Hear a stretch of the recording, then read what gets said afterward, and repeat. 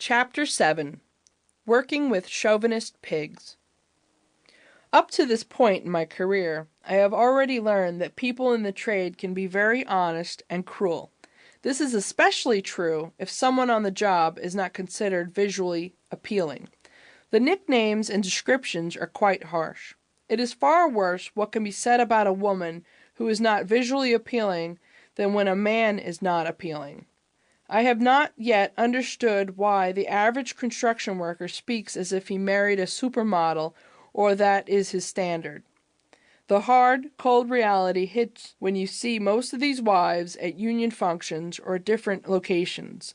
It is very fair to say that a heavy percentage of the wives and or girlfriends of my coworkers are nowhere near supermodel status, much less easy on the eyes.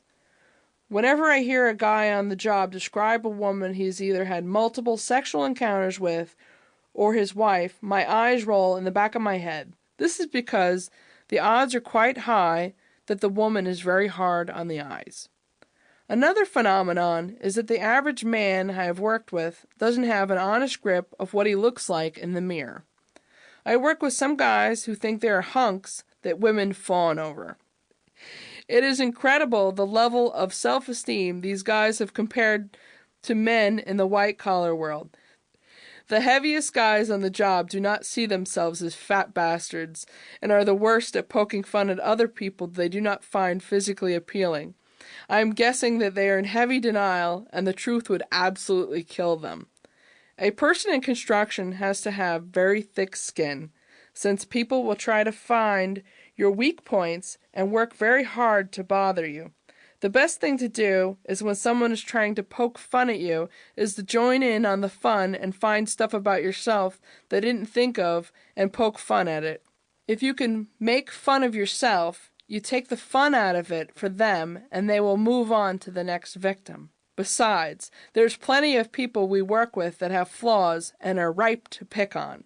One of the biggest ball breakers I know is named Chester. I had the pleasure to work with him as a helper for about 2 years. I will never forget my first day meeting Chester on a job in White Plains. He shook my hand and commented on my manly handshake.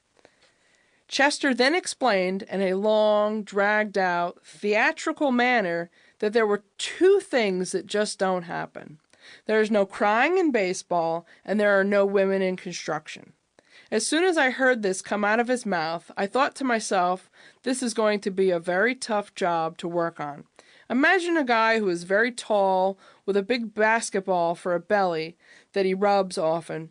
Chester has a giant head of curly salt and pepper hair with an overgrown mustache and a 5 o'clock shadow. Chester usually wears a cheap netted baseball hat, worn out, solid t-shirts, Dockers pleated knit pants, and moccasins. He does look like an odd character when you first see him, and definitely when he opens his mouth and talks to people. When Chester latches on to someone, he usually makes a statement and will walk back and forth, repeating the statement intended to take a swipe and zing someone. I came onto a job and there were a few workers.